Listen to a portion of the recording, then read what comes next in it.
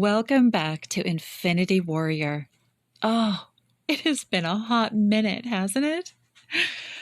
Oh my gosh, I tell ya, the last year has thrown me through so many things I never expected. And before we go down that road, let's just celebrate that. Let's celebrate the beauty of not knowing what's coming next.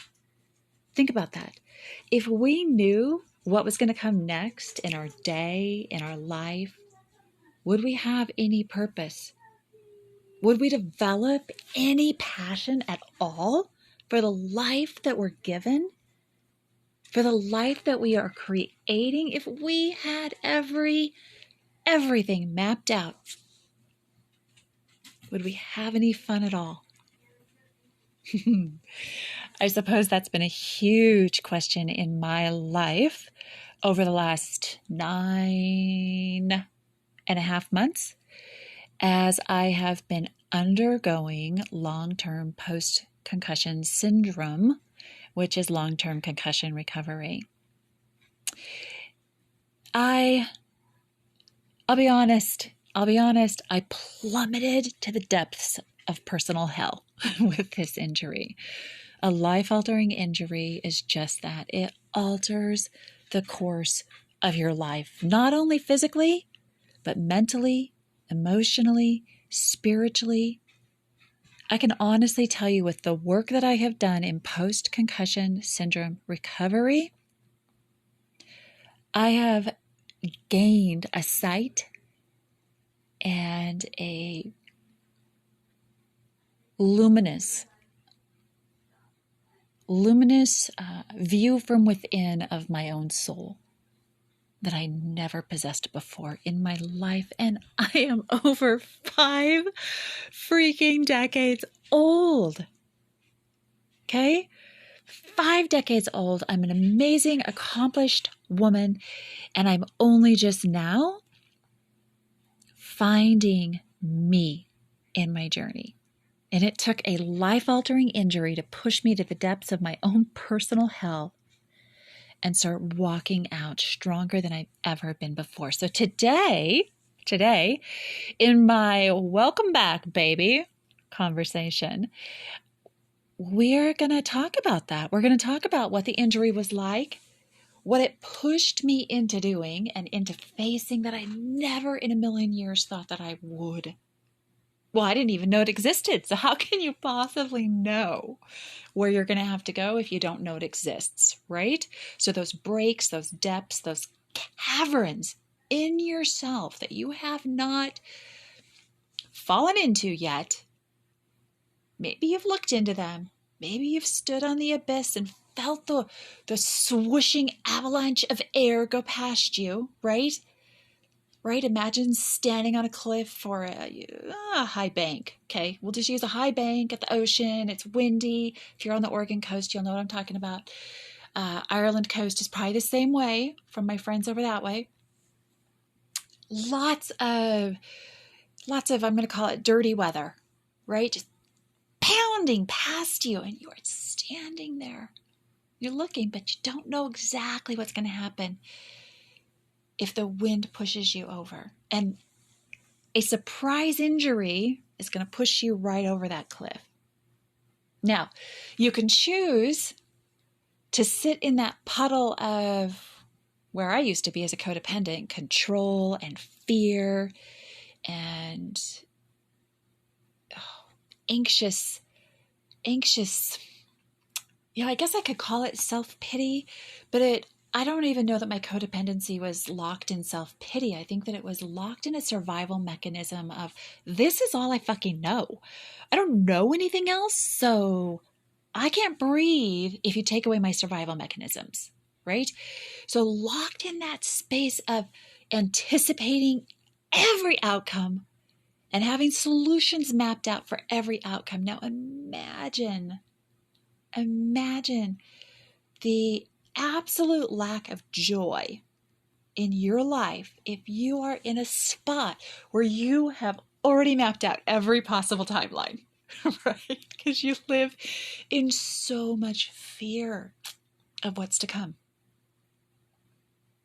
so much fear. There's no surprise. There's fear of the surprise. That is not safe. That is not healthy. That is not where we want to be. And when the avalanche pushes you over, whatever that avalanche may be, okay, I've been through a few of them. We all have. Whether or not we want to admit it, especially out loud in public like I seem to do, that doesn't matter. But we know we've had them. Deep down, you know you've had these moments. And for me, the most recent one was a concussion. A household injury sustained from normalizing for 5+ decades unsafe environments. In earlier episodes, I've talked a lot about normalizing unsafe people. But when we normalize unsafe people, we have to get really gritty with ourselves and really freaking real, because we're not only normalizing unsafe people, we're normalizing unsafe things, unsafe spaces, unsafe practices, unsafe habits, unsafe behaviors, you name it. And that was part of my codependent survival mechanism. We'll just lump it under that, right? A survival tool of normalized unsafety. On February 2nd, I was having a fantastic day. I did a live over on my business Instagram, Infinity Nation. So check that out. You are infinite in possibility. Go give it a follow. Give me a shout out over there. Say, hey, I heard your podcast. I'm over here now. Because it's important. We're all just energy. And the more that we can work together, band together, and pull together, the healthier we are going to have in all kinds of spaces. Anyway, February 2nd, I'm having a fantastic day. Just a month off of a severe illness, COVID hit, and we were sick. I was sick. It turned into pneumonia and bronchitis, and I was down for 2 months, a little over 2 months to recover. Yeah, a little over 2 months to fully recover. So I was just like in my infancy stage, getting up and walking again, feeling really good.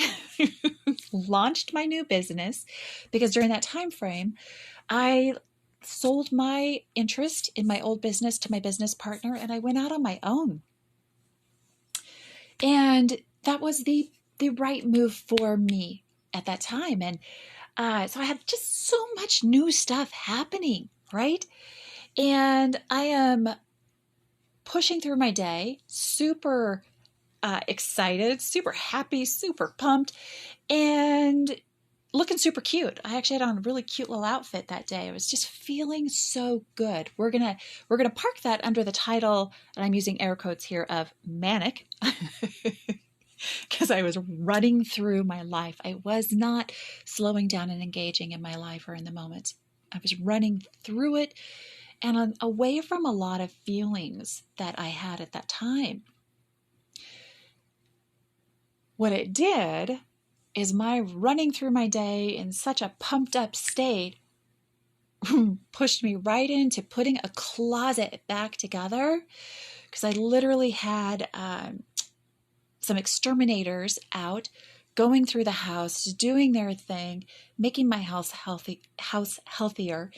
And I was putting the closet back together. And when I pushed a box into the closet, broken, bifolding, super stupid fucking heavy closet doors fell over about 9 or 10 feet onto the back of my head, neck, shoulders, and upper back. Flattened me out. I couldn't even believe it. I did not lose consciousness, but it knocked me for a loop.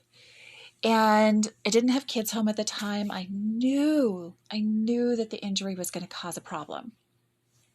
But I really was thinking chiropractor, ice, heat, that kind of thing, right? Well, by day 2, I knew I had a concussion. And by day 3, my son took me to the emergency room where I had a CAT scan that was normal, but I got a really hard and steadfast rule in pain management, backing up. He took me to urgent care on day 3. On day 8, we went to the ER, and I had the CAT scan on day 8. On day 3, I was told, yeah, you have a severe concussion. Go home and rest. If you have any symptoms, do not come back to urgent care. Go to the ER. Yikes. So that is where I ended up on day 8. And then I just went into a survival pattern, absolute survival pattern of managing pain and keeping my room with no light, no sound, literally no TV, no music. I did play symphony music for a while, and then I switched that to ocean sounds. Symphony music was too much. Everything killed my entire nervous system. And it literally shut me down. Shut me down. We're going to take a quick break. And when we come back, we're going to talk more about long-term concussion recovery, my injury and the impact. But we're also, and you're going to want to hang on for this after a break, you're going to want to come back because I also am going to tell you about something absolutely crazy. For those of you who do not know, I am the third person in my immediate household with long-term concussion recovery, meaning that there are 2 other members of my house who have suffered mild traumatic brain injuries, concussions, and had a long-term recovery. So stick around, listen to this break from my sponsor, and on the other side of the break, we'll unpack a little bit more about post-concussion syndrome recovery and how it can push you to the depths of hell. But there's always a way, always a way to swim when you think you're going to drown.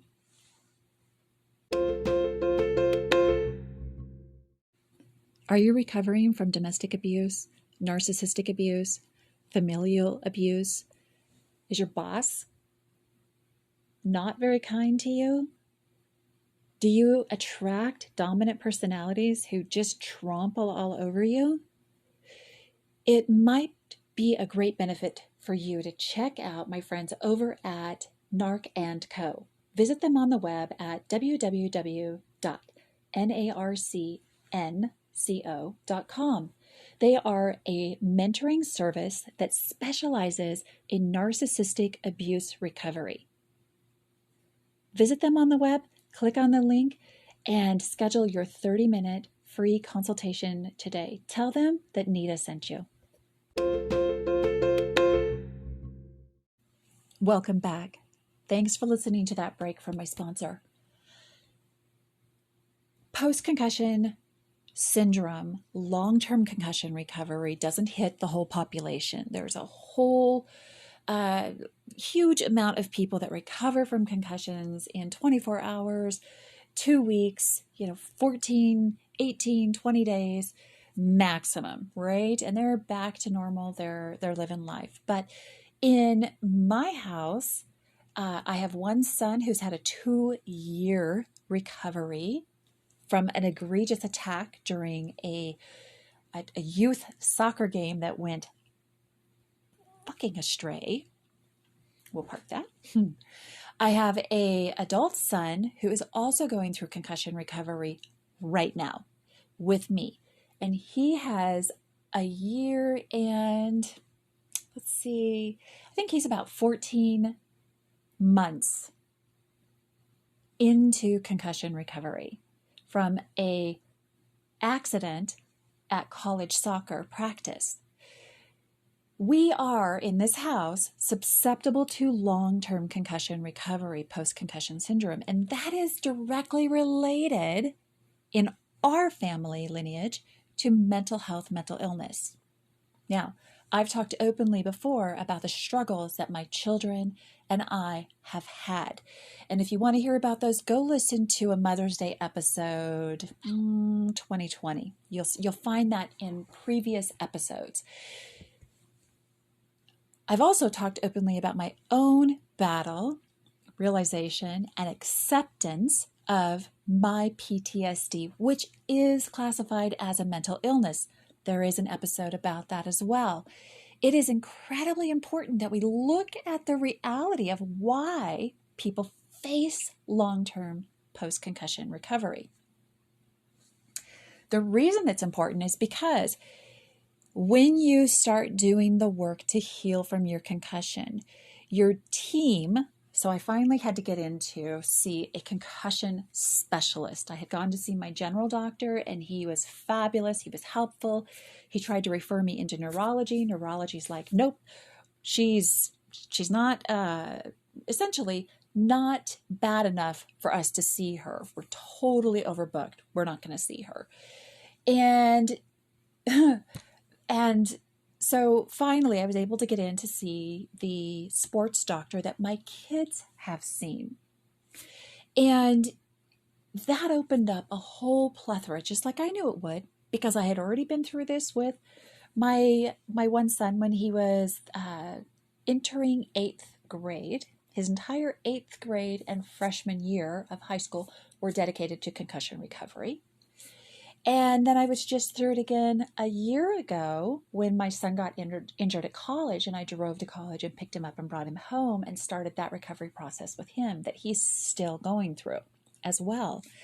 So I knew the drill, even though I was completely out of sorts with pain, now on a mental health medication for depression that actually wasn't for depression.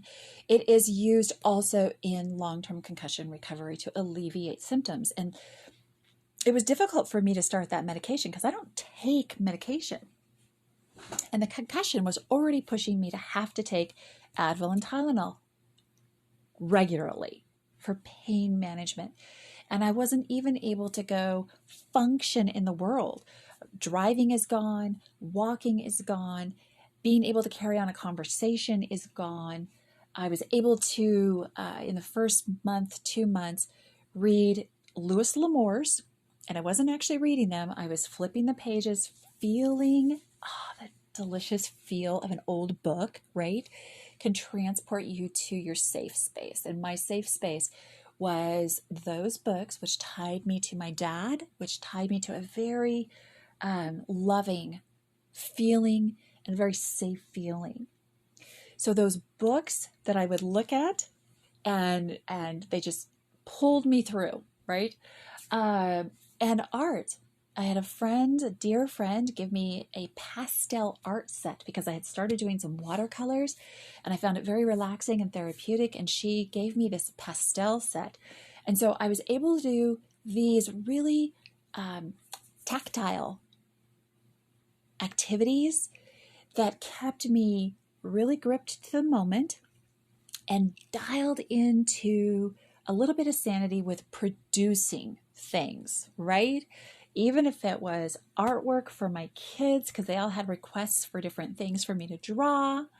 It was kind of nice because I enjoy art, and to get to explore my artistic side because there's nothing else I can do. I can't do the dishes. I can't vacuum. I can't. The list of I can'ts when you are locked within your own body because your brain and body have had a impact that has caused a pause between the electrical connections from brain to body. So I was unable to do so many things. My balance was off. My speech was off. My memory was off. My ability to process what people said to me was off. Like even through this podcast, I hear myself pause and I give myself some leeway there because at the end of the day, I'm still rebuilding memory and, all of those capacities that we have, right? Um, it is incredibly important to be kind to yourself during the entire process, because there is an actual disconnect that has occurred, and that is what you have to start relearning with special therapists. So when I finally got to the concussion doctor, it's a sports doctor, and he specializes in many things, but also concussions. He already had a relationship with me through my kids.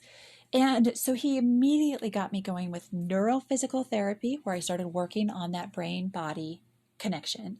He got me going with neurospeech therapy, where I started implementing tools for visual aids for memory and speech pattern flow, reading flow, like how really just basic things like, okay, you can only read a paragraph, that's enough. You can only do this, that's enough.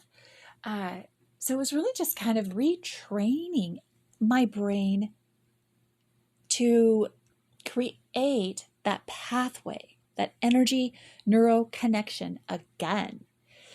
I also attended chiropractic because the actual physical injury was debilitating. My first chiropractic appointment, I must have scared the hell out of them. I was in a complete state of spiked pain, PTSD swirling, and I could not even breathe. I literally meditated in a meditative pose through the entire, what is it what they call, assessment.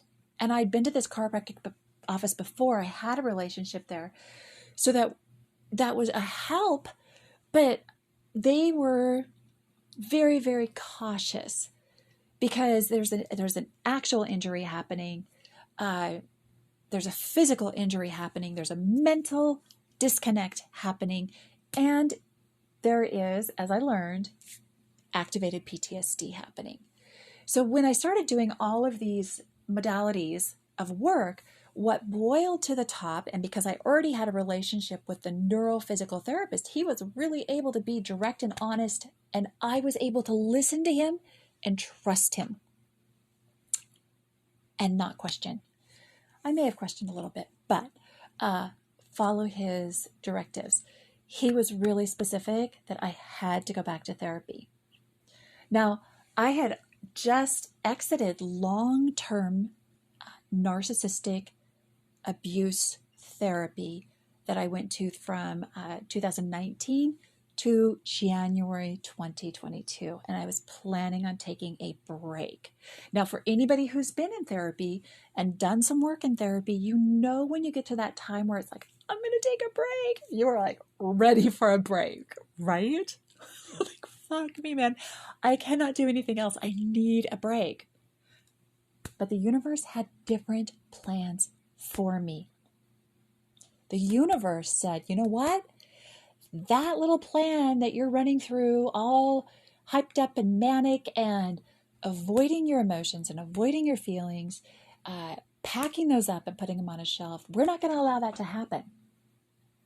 So I crashed into an unsafe environment, and here I am now 3 months, 2.5 months, 3 months into concussion recovery, and I am seriously stalling out on my recovery. And I hear you have to go back to therapy. Oh my God, I couldn't hardly breathe. Right? It was like your parents taking you from Disneyland an hour before you're ready to go. And I say that having never been to Disneyland. But you can imagine my utter gut punch in receiving that news. And I sat with that for a moment, talked to my friend, psychotherapist Nick Carey over at NARC & Co.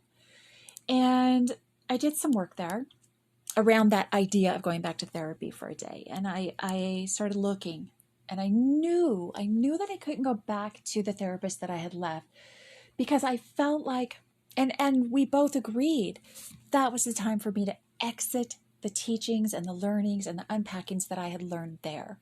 And I felt like I needed a next step.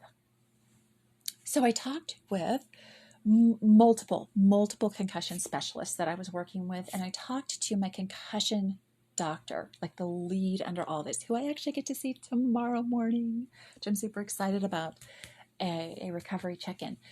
But what came back around was that if you need next level and you need somebody who's concussion aware, brain injury, trauma injury aware, try somebody who's trained in psychodynamic therapy with you. Now, I have worked like extensively on my mental health, emotional health recovery. It has been a massive deep dive PhD level project for me personally over the last really 4 years, 5 years. If I go all the way back to the beginning of my where I'm at right now, right? Anyway, when I looked into psychodynamic therapy, I put some feelers out to some different therapists in the Valley, and really was just striking out. It is really hard to get in to see a therapist. And 3 weeks, and my neurophysical therapist telling me, like, look, I don't care who you go see, you've got to go see somebody. Like, right? I could feel his urgency, and I'm like, I will only move forward. Just as he's pushing on me, I get an email from a local therapist who I had just tried by happenstance. And he emailed me back and he said, you know what? I have a spot opening it's alternating times every Friday if you're interested. And I'm like, yes, I'm interested. And from that moment on, when I started looking at my mental, emotional health, my PTSD, my mental illness, my long-term concussion recovery started surprising me. It started surprising me. I had to really search. I'm sure you caught that pause. I had to search for the right word right there because I wasn't sure which way I was going to go with that. But it really was out of my hands. I had no more fucking control over it. And it started surprising me. Hang on after the break. Let's talk about what it was that started surprising me.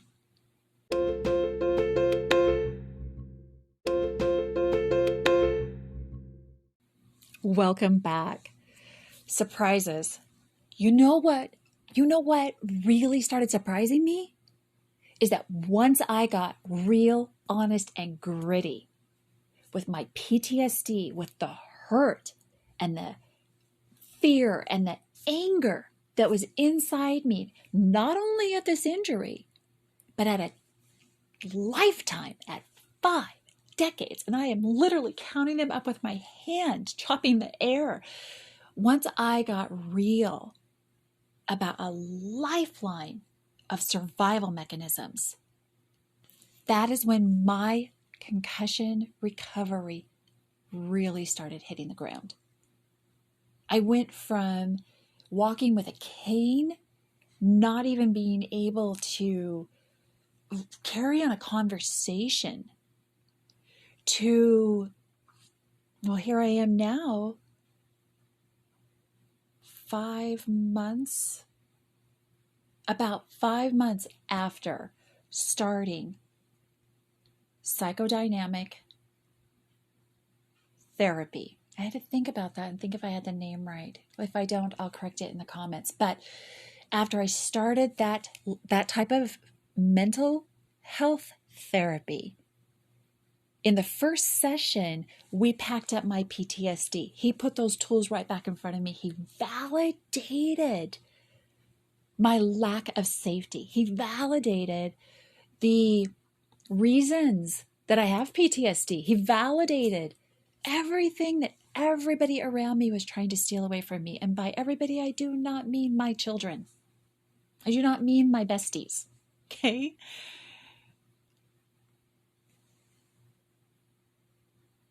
When you are working on generational healing, you have to get real with what it is that you're talking about. And while I will leave certain details out of this episode, I had to get really real. And my new concussion therapist was able to do that with me, for me, and hold me accountable to being and creating a safer, healthier Nita. Creating a woman who'd never, ever even existed. And every single week, he continues to do that.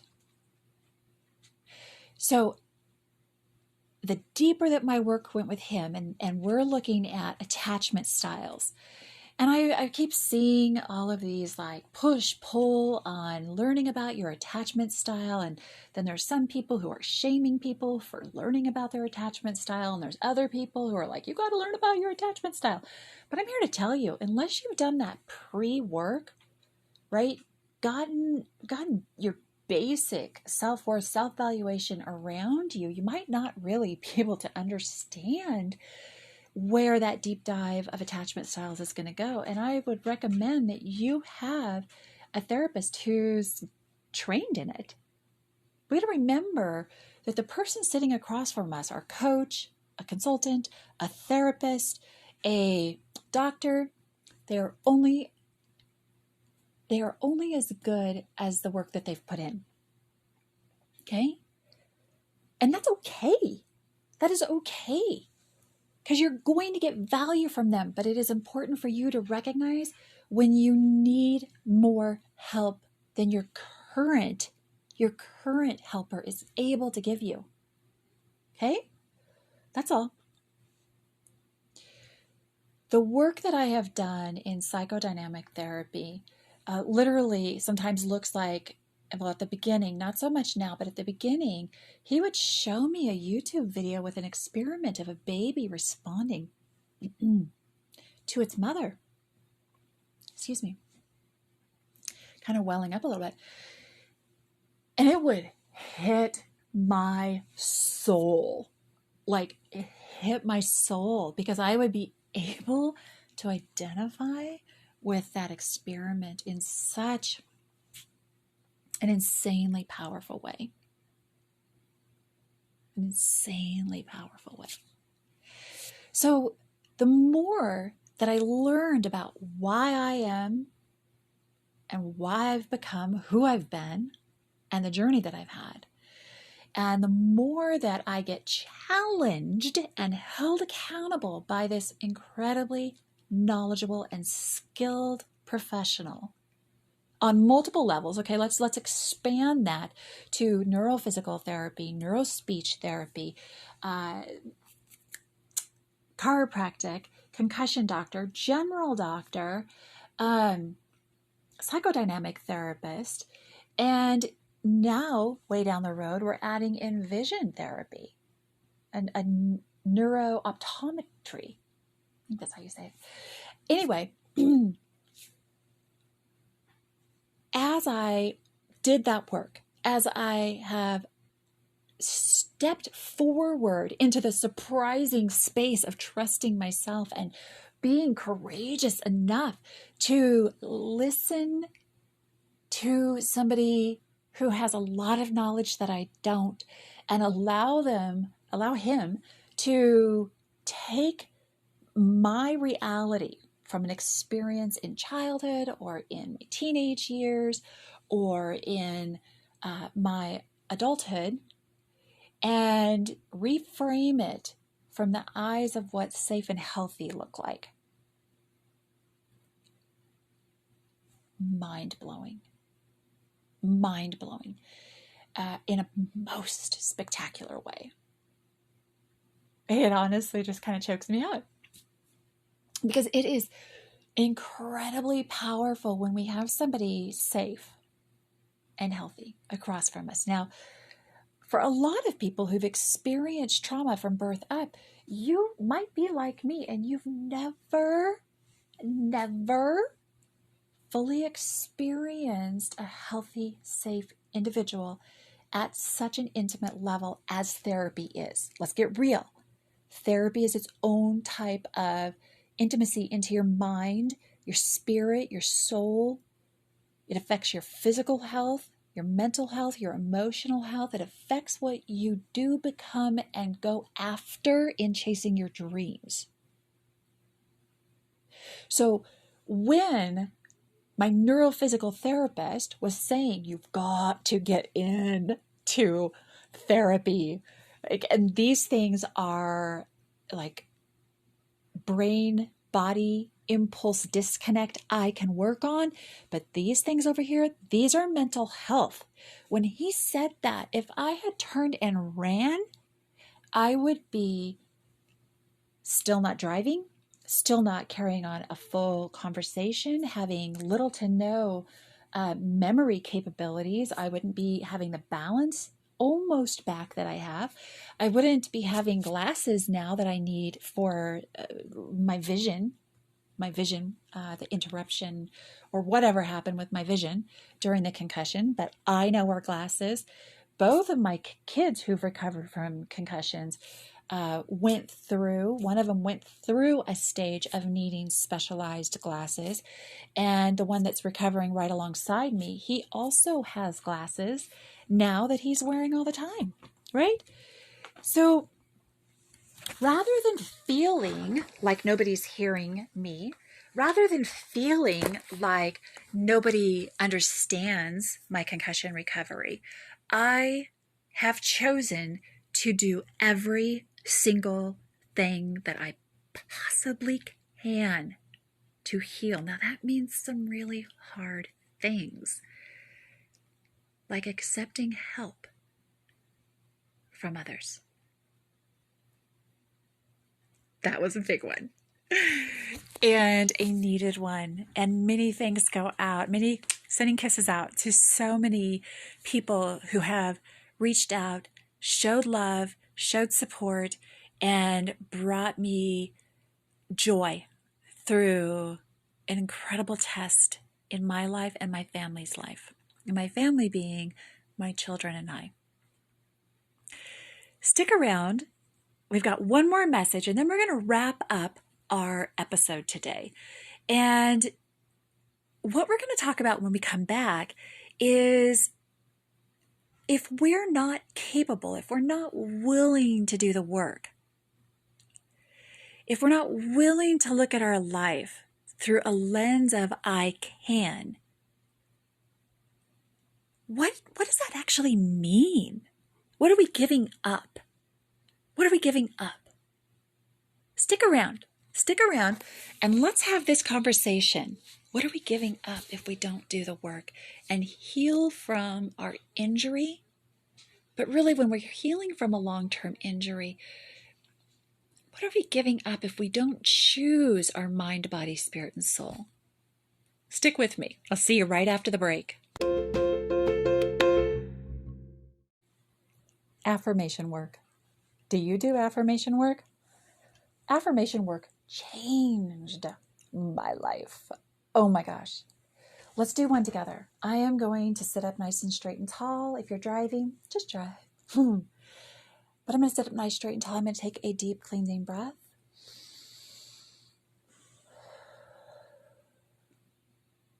I am worthy of a beautiful life. Say it with me. I am worthy of a beautiful life. That affirmation, now 3 years into affirmation work, makes me glow. Year 1 into affirmation work, I would not have been able to say that out loud with conviction. It would have made me cry. If you're interested in the life-changing effects that affirmation work will bring to you believing in you, go over to yourinfinitynation.com and check out what's coming up in affirmation work. You will not regret investing in you. Welcome back. What are we giving up? What are we giving up besides the reality that we're telling our head to toe, mind, body, spirit, and soul, that we are not worthy of choosing ourselves? What are we giving up? Well, one, we're giving up our physical self because we are giving up on it, right? If we're not doing the work that the experts are saying you've got to do this work. If we're saying to the expert, you know what, I'm not really buying it. Who are we? Who am I to say I have more training than the doctors, than the neurotherapists, than the chiropractor? Who am I? How much lack of self-love do I have? Well, I didn't have that much lack of self-love because I turned into it and I did the work. What else are we telling ourselves? Right? If we're saying, I'm not going to do the mental health, I'll do all of it, but the mental health, then we're saying that I want to live in this state of pain, dysfunction, and mental, emotional disconnect permanently. I'll get by. I can drive. I can function mostly. I just have some symptoms. Yeah, I'm not going to be able to go hike on ridges anymore, or, maybe I like to ride my bike. That's off. I won't be, if I were my son's age, I won't be playing soccer anymore, but that's okay. I mean, I'm only 20. I'm talking about him, not me. Only 20. What does it matter? Right? So let's get real. When you say, I'm not going to do the mental, emotional health work of healing my long-term injury, in this case, mild traumatic brain injury, post-concussion syndrome. If you're going to sit in that space and not do the work, then you are condemning yourself. You are saying that you are unworthy of the amount of self-love to get the help that you truly need to move forward and fully heal to the new you, right? We're never going to be the old us. The old me was really healthy. Remember there at the beginning? Manic, running around like a crazy woman, doing 800 things at once. That was still attached to a lot of pain and trauma. I still had work to do. And again, I've done a lot of work, but not everybody needs to do that level of work. A lot of people are able to move through things without digging like you're freaking digging for oysters, right? And you're chasing a clam. You don't dig for oysters, you dig for clams. Anyway, not everybody's like that. So open the door and do the work.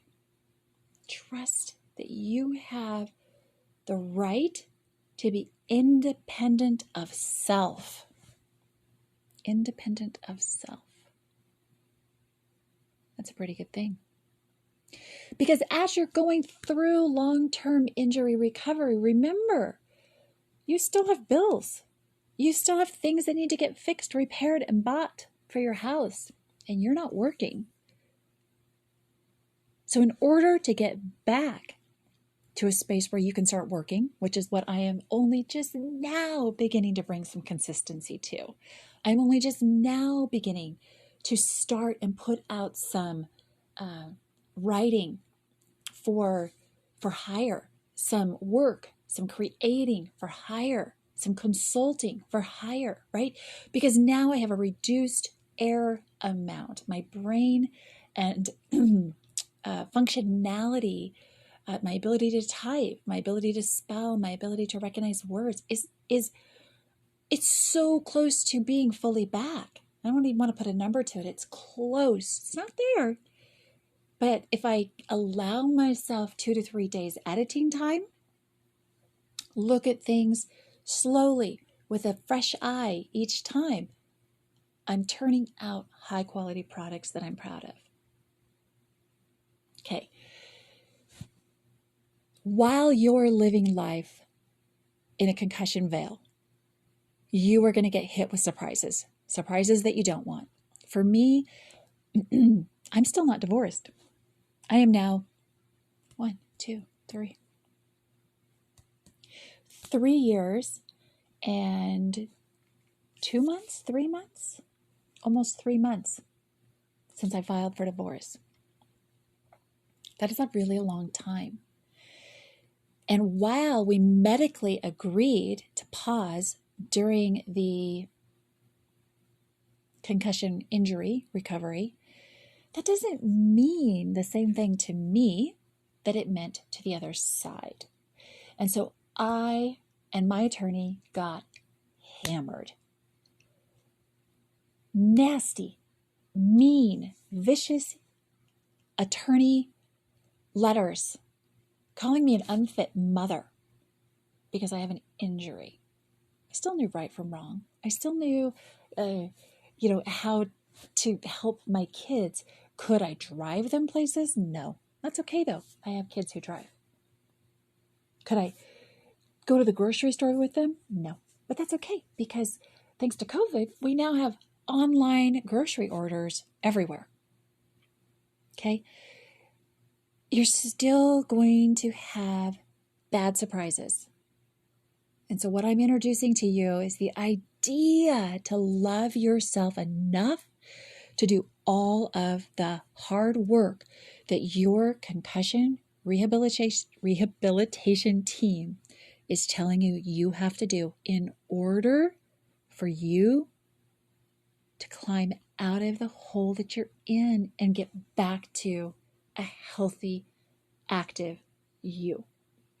Now, if you were to plunk post-concussion syndrome out of this and plunk in any other life-altering injury where there is a huge climb back to recovery, where I'm talking, I'm in nine months, 3 weeks, I think. Yeah. And I'm still not 100%. In fact, I rolled my ankle a couple weeks ago, and I'm literally down with a severe ligament injury to my ankle. Secondary injuries are real when we're coming out of a life-altering injury. So I implore you, trust your team around you. Do what they ask. And if you have to do it breath to breath, moment to moment, micro moment to micro moment, do it. It is worth it. You are worth the work. You are worth the work. Surprise yourself. Create the timeline that you want and deserve. Okay? You are worthy of that. It is so amazing. I actually just feel this energy of blessedness through me as I do this podcast, knowing that I'm going to put it out right after Thanksgiving when December rolls around, and I am going to push that button, publish. And I'm going to start. Are things going to be perfect? Nope, they're sure not. Are they going to be full of surprises and out of my control? Yes, they are. But they are going to be on the strongest foundation of self that I have ever known. I am 53 years old, and this is the first time in my entire life that I have been the woman that I am right now. This is the most self-loving. This is the most self-respecting. This is the safest that I have ever been in my entire life for me. No longer will I control every possibility. No longer will I live in self-abandonment to please other people. On Infinity Warrior and in Infinity Nation, we will create positive self-everything so that we can put positive energy into the world to help others. I appreciate you guys. Thank you for tuning in. Thank you for listening, giving me your time, giving me the energy of your passion back for being the best you possible. Together, we are going to make a difference in this world, and we already are. That's the beauty of it. Every time that we take in a new concept, a new idea, and we apply that in our lives, we are creating a healthier timeline for not only us, but all the people around us and those beautiful children that we raise. All right, everybody. Thank you for joining in this episode of Infinity Warrior. When you come back next week, we will have a new episode out. I will have a new episode out, and it will be about affirmation work. I'm going to testify to you guys next week.